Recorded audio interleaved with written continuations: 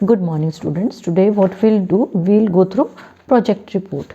What is a project report? Report का in general में हम बात करें क्या है. Report is something which we write.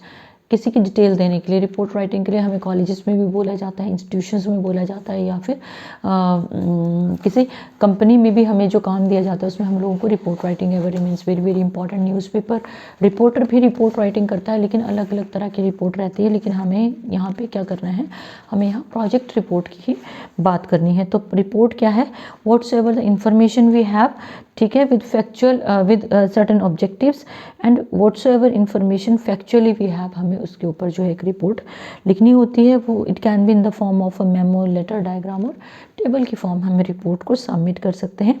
Offices और बिजनेस ऑर्गेनाइजेशन में role of a report ever remains very very important. हम एनुअल रिपोर्ट देते हैं, जैसे आपने कॉलेजेस में देखा होगा कि एनुअल फंक्शन में जो हमारे चीफ गेस्ट हैं वो क्या करते हैं, रिपोर्ट प्रिंसिपल्स जो है वो they read report, what is the performance throughout the year, what did we do, हमने कॉलेज में क्या क्या एक्टिविटीज़ करवाई, क्या क्या हमारी अचीवमेंट्स रही. तो that is our annual report, वो हमारी रहती है. फाइन. जो हम प्रोजेक्ट रिपोर्ट की बात करें तो इट इज़ एन आइडिया और plan that is intended to be carry out और टू बी एग्जीक्यूटेड. जो हमने एग्जीक्यूट करना है तो वो प्लान रहता है. और it is about a project which gives detailed और well organized account of various aspects of a project. एक प्रोजेक्ट को लेकर रिपोर्ट लिखते हैं जो अलग अलग एस्पेक्ट्स या अलग अलग किस तरह से हमने कौन सा काम करना है उसके बारे में हमें डिटेल्स देता है. व्हाट इज़ द इम्पोर्टेंस, पहले देखो डेफिनेशन है, फिर इसकी इंपॉर्टेंस आती है. ठीक है, सबसे पहले तो क्या है कि हमें एक रोड मैप मिलता है कि हमने कौन सा काम कैसे कब कहाँ करना है. It is very very important for us. ठीक है, तो उसके बाद क्या है, हमें फिजिबिलिटी ऑफ प्रोजेक्ट, अलग अलग व्यू पॉइंट से हम स्टडी करते हैं कि इस प्रोजेक्ट पे हम कैसे काम कर पाएंगे, चाहे वो इकोनॉमिक है, फाइनेंशियल है, कमर्शियल है या सोशल है. और उसमें क्या है, प्रोजेक्ट रिपोर्ट में क्या रहेगा हमारा, requirements for implementing a project, कि हम एक प्रोजेक्ट की रिक्वायरमेंट्स देते हैं कि हमें ये चीज़ें चाहिए इस प्रोजेक्ट के लिए, तभी हम जो है रिज़ल्ट ओरिएंटेड हो पाएंगे, हमारा रिज़ल्ट पॉजिटिवली जो है वो आ पाएगा. उसके बाद टीम लीडर उसका टीम और स्टेक होल्डर्स को डिटेल में पता लग जाता है कि हमने कौन कौन सा काम कब कहाँ कैसे करना है, रिस्क कितना है, बजट कितना है, और हमें टाइम पीरियड क्या असाइंड है. उसके बाद हमने प्रॉब्लम्स को डिफ़ाइन करना है, रिस्क इन्वॉल्व है उनको डिफ़ाइन करना है. फिर हमने कॉस्ट मैनेजमेंट की बात करेंगे हम, जिसमें टीम को एक्सपेंडिचर पे भी नज़र रखनी है, स्ट्रॉन्ग और वीक पॉइंट्स को हमने स्टडी करना है, और प्रोग्रेस, स्टैग्नेशन और परफॉर्मेंस के ऊपर भी हमारी नज़र रहेगी, दैट किस चीज़ को हम किस तरह से एग्जीक्यूट करके अच्छी प्रोग्रेस ले सकते हैं, कहाँ पे हम स्टैग्नेट हो सकते हैं, कहाँ पे हम स्पीड अप कर सकते हैं चीज़ों को. Objectives definitely they should be well defined, हमारे पास डेटा होना चाहिए, हमारे पास each and everything whatsoever is the requirement for that project हमारे पास होनी चाहिए. और हमारे फ्यूचर का जो है वो ऑपरेशन का मोड भी क्लियर होना चाहिए कि हम किस तरह से काम को करेंगे. Important documents for institutions to decide और मैटर्स ऑफ फाइनेंसिंग कोलैबोरेशन जो है वो हमारे पास each and everything we need. And project report is of immense value for concerned government authorities because they have to take right decisions. Fine. project status report की हम बात करें तो वहाँ पे हम प्रोग्रेस और crucial activities of the project की बात करेंगे, और वहाँ पे प्रोजेक्ट टीम और की स्टेक होल्डर्स के बारे में वील डिस्कस. वहाँ पे we are given a project timeline, we are told about the budget, we are told about the risk involve, we are given certain time and we are given certain team is given. Fine. उसके बाद project report जो है वो 1 day की भी हो सकती है, वीक की हो सकती है, मंथ की या ईयर की हो सकती है, डिपेंडिंग अपॉन क्वार्टरली भी हो सकता है, सेमेस्टर वाइज भी हो सकता है, which is a period of 6 months. Risk report में क्या आएगा कि risk management actions of the project team and successful management of the existing risk, उसमें हमें डिस्क्रिप्शन ऑफ रिस्क जो है वो दी जाती है. एग्जीक्यूटिव रिपोर्ट में हम ऑर्गेनाइजेशन के बिजनेस प्लान और उसके यूज़ ऑफ लेंडर्स की बात करेंगे. एंड रिसोर्स रिपोर्ट में हम क्या करेंगे, project team, stakeholders to get information about the way resources can be shared, कि रिसोर्सेज को हम किस तरह से बेस्ट वे में यूटिलाइज करके प्रोजेक्ट को बेस्ट रिजल्ट्स जो है वो दे सकते हैं. वेरिएंस रिपोर्ट में क्या हो गया, वेरिएंस और divergence between the project plan and the actual results, कि जो प्लान और एक्चुअल रिजल्ट्स में जो वेरिएशन आती है हमें इसके ऊपर फोकस करना है, ठीक है। गुड प्रोजेक्ट रिपोर्ट क्या होती है? इट इज़ फोकस्ड, डेफिनेटली हमने डिस्कस किया था प्रेजेंटेशन में भी, क्या फोकस्ड होना तो हर जगह ज़रूरी है। It should be very precise, important, very important, because precise, accurate and specific होना चाहिए, टू द पॉइंट होना चाहिए, सिंपल क्लियर होना चाहिए, लैंग्वेज जो है वो हमारी ईजिली अंडरस्टैंडेबल होनी चाहिए, फैक्चुअल एंड एक्यूरेट होने चाहिए, उसमें फैक्ट्स बेस्ड इंफॉर्मेशन और एक्यूरेसी रहनी चाहिए, हमारी ऑब्जेक्टिव क्लियर होने चाहिए, और इट शुडंट बी बायस्ड, किसी पर्टिकुलर चीज़ को लेकर हमें बायस्ड नहीं होना है, किसी का मतलब तरफदारी नहीं करनी है, that is called biased. Reader oriented and reader friendly, it should be कि रीडर ओरिएंटेड, रीडर फ्रेंडली होनी चाहिए, एस्थेटिक एंड अट्रैक्टिव होनी चाहिए, selection of word should be good, हमारी जो प्रेजेंटेशन ऑफ लाइन्स है वो अच्छी होनी चाहिए। उसके बाद ऑर्गेनाइज्ड और वेल स्ट्रक्चर्ड होनी चाहिए, इरेगुलर नहीं होनी चाहिए कि एक पॉइंट हम कहीं डिस्कस कर रहे हैं, दूसरा पॉइंट हम लास्ट में जाके डिस्कस कर रहे हैं। Latest and up to date fresh report होनी चाहिए। उसके बाद हमारा जो फॉर्मेट है वो grammatically correction is very very important, क्योंकि हम प्रेजेंट में लिखना चाह रहे हैं लेकिन हम पास्ट को रेफर कर रहे हैं, उसमें सेकंड फॉर्म लगा दी तो क्या हो गया, वो सारा पास्ट चला गया या फ्यूचर में चला गया, that is going to that generally creates a lot of problems. So steps क्या रहेंगे आपके?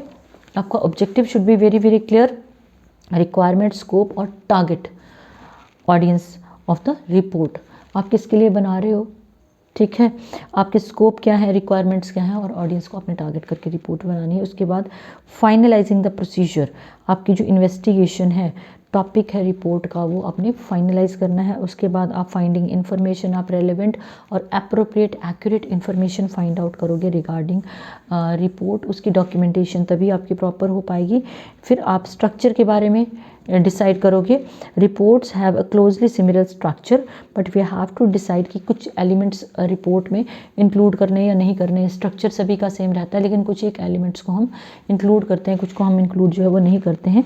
आपने फर्स्ट पार्ट को कैसे आपने प्रिपेयर करना है, it is very important. Then जो आपके फाइंडिंग ऑफ द कंक्लूजन्स और फाइनल कंक्लूजन्स जो हैं they should be very clear to you. Recommendations अगर हैं, सॉल्यूशंस हैं कुछ प्रॉब्लम्स के, तो आपने उसको स्टेप बाय स्टेप उनको डिस्कस करना है। एग्जीक्यूटिव समरी और table of the contents, it remains very very important. और उसके बाद आपने क्या करना है, कंपाइलिंग रेफरेंस लिस्ट, जो रिसोर्सेज हमने रेफ़र किए हैं उनकी लिस्ट बनाना बहुत ज़्यादा ज़रूरी है कि हमने किन किन रिसोर्सेज को यूज़ किया है। Revising and finalising is very very important, हर जगह रिवीजन का अपना एक इम्पॉर्टेंस है, उसको हम इग्नोर नहीं कर सकते हैं। अब हम करेंगे इन जनरल प्रोजेक्ट रिपोर्ट का जो स्ट्रक्चर है क्या रहता है। इसमें टाइटल पेज रहेगा, एब्स्ट्रैक्ट रहेगा, प्रीफेस आपका ऑप्शनल रहता है, एक्नॉलेजमेंट्स, टेबल ऑफ कंटेंट्स, आपने क्या क्या कंटेंट्स लिखे हैं, list of table, list of figures ये ऑप्शनल है, then body, list of references, bibliography, appendix and glossary और इंडेक्स ये आपका ऑप्शनल रहेगा। So this was all about the project report, जिसमें हमने इन जनरल प्रोजेक्ट रिपोर्ट के बारे में बात की, उसके इम्पॉर्टेंट पार्ट्स को हम लोगों ने डिस्कस किया है। It was very very important. So now what will we do, we'll discuss about project report, its format, important concepts of the format I've discussed with you, जिसमें कुछ ऑप्शनल है, कुछ जो है वो कंपलसरी है। अब आप जब फॉर्मेटिंग करोगे तो हम दो तरह की जनरली जो है वो स्टैंडर्ड फॉर्मेटिंग स्टाइल्स यूज़ करते हैं। MLA, it is your modern language association, जो ह्यूमैनिटीज़ में यूज़ होता है। जैसे सपोज थीसिस लिखा जा रहा है, रिपोर्ट लिखी जा रही है, सिनॉप्सिस लिखा जा रहा है। उसके बाद है APA, it is American psychological association, इसमें एजुकेशन, साइकोलॉजी और साइंसेस में इस चीज़ को हम फॉलो करते हैं। शिकागो स्टाइल या जो है हम लोग कहाँ यूज़ करते हैं, बिजनेस, हिस्ट्री और फाइन आर्ट्स में हम लोग यूज़ करते हैं। और MS वर्ड पे हम जनरली जो है वो प्रोजेक्ट रिपोर्ट्स को बनाते हैं। अब elements of formatting in general भी ये चीज़ आपकी राइटिंग में यूज़ होती है कि आपने पेज कैसा करना है यूज़, आपका paper, margin, shading, indentation, pagination, type face and fonts and common abbreviations को हम यूज़ करते हैं। पेपर कैसा होना चाहिए, A4 साइज़, सिंपल भाषा में बोलूँ तो वो पेपर जो आप फोटोस्टैट के लिए यूज़ करते हो, उसको चारों तरफ से हम लोग क्या करते हैं, 1-1 इंच का मार्जिन छोड़ देते हैं, that is called margins. Left side और राइट साइड पे रहेगा, टॉप और बॉटम पे 1 इंच का मार्जिन रहेगा। तो one thing is paper size आपका क्या रहेगा, A4 साइज आप पेपर लोगे, उसके बाद चारों तरफ आप 1-1 इंच का मार्जिन छोड़ोगे, फाइन। उसके बाद जो हेडिंग्स हैं वो आपने ऑर्गेनाइज्ड वे में, एक अंडरस्टैंडेबल चीज़ों को अंडरस्टैंड करके आप लोग जो है वो हेडिंग दोगे। और हेडिंग क्या होता है, it attracts the attention of the reader. Attention कहाँ जाती है भाई, सपोज हम लोग बोर्ड पे लिखते हैं, ग्रीन बोर्ड, वाइट बोर्ड या ब्लैक बोर्ड पे, तो the way we present the things it is very very important. The way you present, paper के ऊपर जब आप प्रेजेंट करोगे it remains very very important. Title जो है वो सेंटर में आएगा, वो आपका आएगा कैपिटल लेटर में, सेंटर और aligned 1 inch away from the left margin, left margin से 1 इंच या फिर आपका क्या आएगा वो सेंटर में। जनरली हम टाइटल सेंटर पे डालते हैं, ठीक है। उसके सेक्शन हेडिंग्स या जो मेन हेडिंग्स हैं वो capitalising the first letter of important words. Heading में आपके first letter of the word जो है वो कैपिटल आएगा, ठीक है। कैपिटल और स्मॉल समझते हो ना आप लोग, है ना। उसके बाद हेडिंग जो है वो आपने क्या करने हैं, लेफ्ट मार्जिन से डिस्टेंस लेके ही लिखने हैं। लेफ्ट हैंड साइड का जो मैंने क्लास में भी आपको फॉर्मेट करवाया है, वीडियोस आपको एप्लीकेशन राइटिंग के सेंड किए हैं, हम लोग लेफ्ट हैंड साइड ही फॉर्मेट फॉलो कर रहे हैं। लेफ्ट हैंड साइड होता है उल्टे हाथ की तरफ से। सपोज आपका ये पेज है, सपोज ये पेज है, तो आपका जो लेफ्ट हैंड साइड से आप चलोगे वहाँ से आप लिखोगे, फाइन। तो वो आपने 1 इंच का स्पेस जो है वो देके लिखना है, लेफ्ट और साइड दोनों साइड 1-1 इंच का स्पेस देके। अपर केस लोअर केस जो है, lower case is for small letters and upper case is for capital letters. Headings में आपने लेना है और यूनिफॉर्मिटी रखनी है कि जिस तरह से आपने फर्स्ट लेटर कैपिटल डाला है तो सारे हेडिंग्स में वो फर्स्ट लेटर जो है वो कैपिटल जाएगा। रेस्ट ऑफ द लेटर्स आपको खुद पता है कि प्रपोजिशंस है और आर्टिकल्स हैं, कनेक्टर्स हैं, वो कैपिटल में नहीं आते हैं, फाइन। उसके बाद क्लियर सिस्टम ऑफ नंबर्स है। अगर आप ABC फॉलो कर रहे हो तो आपने वैसे करना है। आप रोमन में 1 लिख के डॉट लगाते हो, 2 लिख के डॉट लगाते हो, वो फॉलो करना है। अगर आप देवनागरी में 1-2 लिख रहे हो तो आपने वैसे फॉलो करना है, ठीक है ना। या फिर आप अरेबिक में लिख रहे हो, जैसे आप कंफर्टेबल फील करो। और आपका स्टाइल जो है वो कंसिस्टेंट रहना चाहिए regarding indentation of heading. Heading किस तरह से आपने देने हैं। फर्स्ट ईयर में अगर आप लोगों को याद होगा तो हम लोगों ने नोट मेकिंग का किया था। तो नोट मेकिंग में आई टोल्ड यू कि किस तरह से हेडिंग रहता है आपका। जैसे पेज के एक्सट्रीम लेफ्ट पे आप कैपिटल AB लगा रहे हो, फिर उससे थोड़ा सा अंदर आके आप स्मॉल वाला हेडिंग दोगे, उससे अंदर जो उसके सब हेडिंग बनेंगे वो सपोज 1 2 3 करके दोगे। इस तरह से आपने हेडिंग्स को जो है वो डिस्क्राइब करना है या डिटेल में देना है, फाइन। जहाँ तक इंडेंटेशन का सवाल है, what is it, it is the space at the beginning of a line written. मान लो मैंने एक टॉपिक लिखना है, ये मेरा पेज है, what will I do. Suppose ये मेरा लेफ्ट हैंड, ये 1 इंच का मार्जिन यहाँ रहा, 1 इंच का मार्जिन यहाँ रहा, ठीक है। Line is not going straight, 1 inch का यहाँ पे रहा और 1 इंच का मेरा यहाँ पे रहा, ठीक है। सो लेफ्ट हैंड साइड से हम लोगों ने लिखना जो है वो शुरू करना है। उल्टा दिखेगा आपको वीडियो में, तो यहाँ से आपने लिखना है। यहाँ से भी आपने 1 इंच का स्पेस दिया, ये आपका आ गया हाशिया या मार्जिन जिसको आप बोलते हो। यहाँ से भी आपने 5 वर्ड्स की स्पेस देनी है, 1 2 3 4 5। यहाँ से आप लिखना शुरू करोगे, इट इज़ कॉल्ड इंडेंटेशन, ठीक है। यहाँ से आगे चलेगी, आपकी लाइन यहाँ ख़त्म हुई, लेकिन जब आप नई लाइन शुरू करोगे तो आप यहाँ से कहाँ से शुरू करोगे, यहाँ से फर्स्ट जो आपके 5 वर्ड छोड़े थे अल्फ़ाबेट्स, वहाँ से आपने यहाँ से शुरू करना है। This is what we call indentation. It is used for the purpose of setting of paragraphs, ठीक है। 5 वर्ड्स का स्पेस देके, 5 स्पेसेस या 5 अल्फ़ाबेट्स का स्पेस देके, वर्ड्स का नहीं, वर्ड्स का तो हमारी पूरी लाइन ही निकल जाएगी।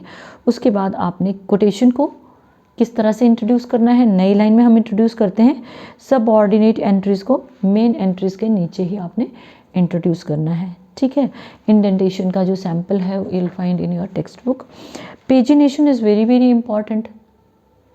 पेजिनेशन इज़ आपने पेज नंबर कैसे लगाने हैं, ठीक है। Assigning page number to every page of a report what's ever you are writing. हर पेज के कवर पेज पे जो है, जो टाइटल पेज है, ठीक है ना, वहाँ पे it is counted for pagination. First page count होता है लेकिन उसमें मार्क नहीं होता है नंबर। रिपोर्ट में लेफ़्ट मार्जिन जो आपका सपोज आपका जो how can I explain, text book में आप देखना, ठीक है, जो उल्टे हाथ वाला पेज है आपका, उसमें नंबरिंग लगी होती है आपके लेफ्ट हैंड साइड और राइट हैंड साइड वाले पे लगी होती है राइट हैंड साइड। किसी भी बुक में देख लेना आप लोग, पेजिनेशन का यही फंडा रहता है कि आपका जो लेफ्ट हैंड साइड वाला पेज है, सपोज आपका पेज नंबर 3 है, लेफ्ट हैंड साइड पे है ना वो, तो वो लगा होगा उल्टी हाथ की तरफ, और जो राइट हैंड साइड वाला है वो बिल्कुल लास्ट में लगा होगा कॉर्नर के ऊपर, ठीक है। तो आपकी जो है वो reports bound along with top margin, page number are marked at the bottom of the page. जहाँ टॉप मार्जिन है वहाँ बॉटम पे आता है रिपोर्ट में नंबरिंग। और जो हेडर स्टाइल है, अगर आप हेडर स्टाइल यूज़ कर रहे हो तो टॉप राइट कॉर्नर पे आएगा आपका, या टॉप लेफ्ट कॉर्नर जो मैं आपको बता रही हूँ, जैसे आपने नॉर्मली बुक्स के ऊपर देखा होगा, है ना। टॉप लेफ्ट कॉर्नर आता है आपका लेफ्ट हैंड साइड और टॉप राइट कॉर्नर आता है आपका सीधे हाथ की तरफ।